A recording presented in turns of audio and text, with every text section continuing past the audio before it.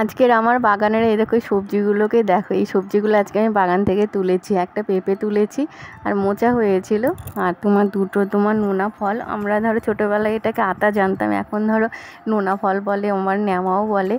যাই হোক, এইগুলো তুলেছি। আর একটা আম পড়েছিল গাছ থেকে, এখন যেহেতু আমগুলো বড় হয়ে গেছে সেই জন্য আর আগের মতো বেশি পড়ে না। আজকে দেখলাম একটাই পড়ে আছে, তো কুড়িয়ে নিলাম আমটা। তারপরে দেখো চলে এসেছি বিছানা গোছাতে। তো আজকে মনে করলাম ছেলেরা উঠে পড়েছে, সকালে টিউশনে স্যার এসেছে ওদের, সেই জন্য সকাল সকাল উঠে পড়েছে। আর এখন ধরো গরমের ছুটি পড়ে গেছে, সারাদিন ধরো বাড়িতে থাকবে, সেই জন্য ধরো একটু সকালের রান্নার চাপটা একটু কম বলতে, ধরো আগে 11টার মধ্যে স্কুলে চলে গেলে ধরো সকালবেলায় উঠে ধরো রান্নাবান্না করা একটা তাড়া থাকে। এখন যেহেতু বাড়িতে রয়েছে সেই জন্য মনে করলাম এই কাজগুলো সেরে তারপরে রান্নাটা বসাবো। একটু দেরি হলেও ধরো অসুবিধা হয় না।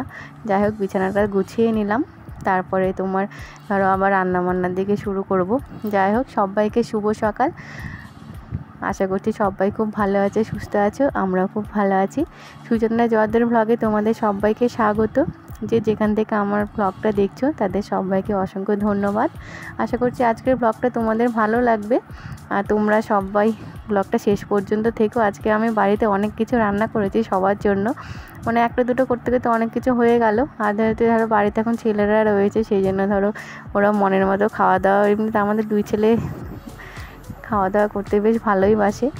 যাই হোক, আজকে একটু ধরো মাছ বলতে অনেকে ধরো কাজলি মাছ বলে, আমরা ধরো ছোটোবেলায় বাঁশপাতা মাছ বলে চিনি। যাই হোক, পুরো পাতলা মাছ, সেই জন্য ধরো মাছটা ভাজলাম না, ভাবলাম কাঁচা রান্না করবো একটু সর্ষে বাটা দিয়ে।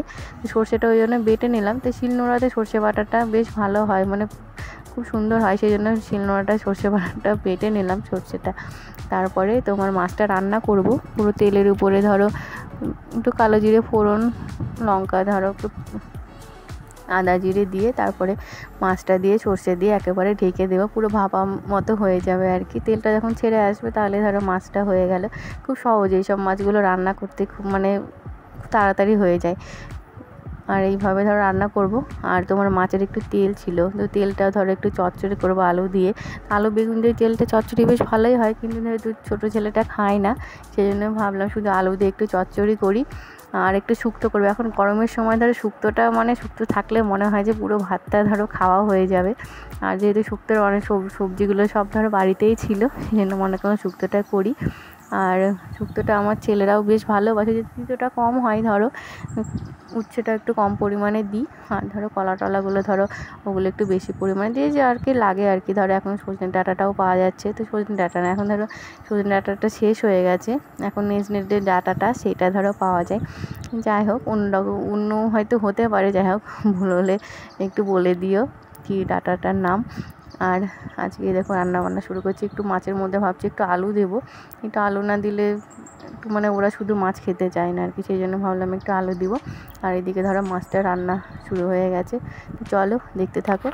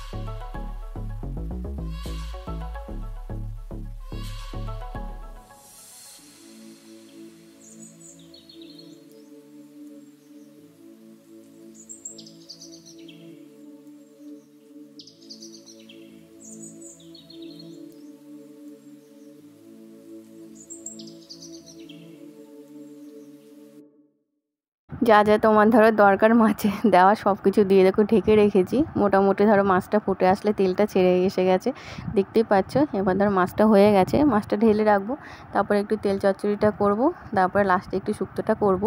শুক্তোটা যেহেতু একটু ভাজা টাজার সময় লাগবে, সেই জন্য ভাবলাম শুক্তোটা লাস্টেই করি। আর শুক্তোটা ধরো দুধ দিয়ে করেছি, খেতে খুব সুন্দর হয়েছিল।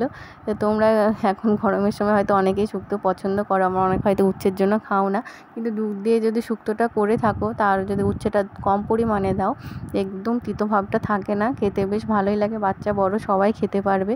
তো আমি ধরো প্রথমে শুক্তোটা ধরো সবজিগুলো সব ভেজে নিয়েছিলাম, তারপরে একটু বড়ি দিয়েছিলাম ওর মধ্যে। বড়িটা না হলে শুক্তোর টেস্টটা কিন্তু আসে না, একটা সেন্টেরও দরকার থাকে।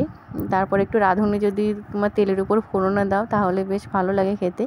আর রাঁধুনি দিয়ে একটু তেলের উপর ফোড়ন দিয়ে, তোমার মশলা যে খুব বেশি লাগে তা না, হালকা মশলা দিয়েছিলাম, আর একটু সর্ষে গুঁড়ো দিয়েছিলাম। সর্ষে গুঁড়ো দিলে ভালো লাগে খেতে। আর এইদিকে ধর একটু সকালে একটু ঢ্যাঁড়স, ভিন্ডি, আর ভেন্ডি ঢ্যাঁড়স তো একই হলো। আর তোমার একটু পেঁপে আর আলু দিয়ে একটু ঝোল করেছিলাম, একটা যে পেঁপেটা পেরেছিলাম ওই পেঁপেটা দিয়ে ঝোলটা করলাম, বেশ ভালো হয়েছিল। এদিকে ধরো রান্নাবান্না মোটামুটি সব কমপ্লিট। এবার চান টান করে পুজো টুজো করে এসে ধরো খাওয়া দাওয়ার পালা।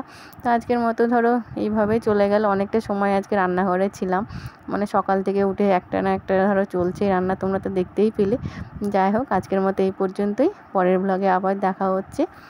ততক্ষণ সবাই খুব ভালো থেকো, সুস্থ থেকো, আমার সঙ্গে থেকে এইভাবেই আমার পাশে থেকো। নতুন যে বন্ধুরা রয়েছো, আমার চ্যানেলটাকে এখনও সাবস্ক্রাইব করোনি, তারা আমার চ্যানেলটাকে সাবস্ক্রাইব করে দিও।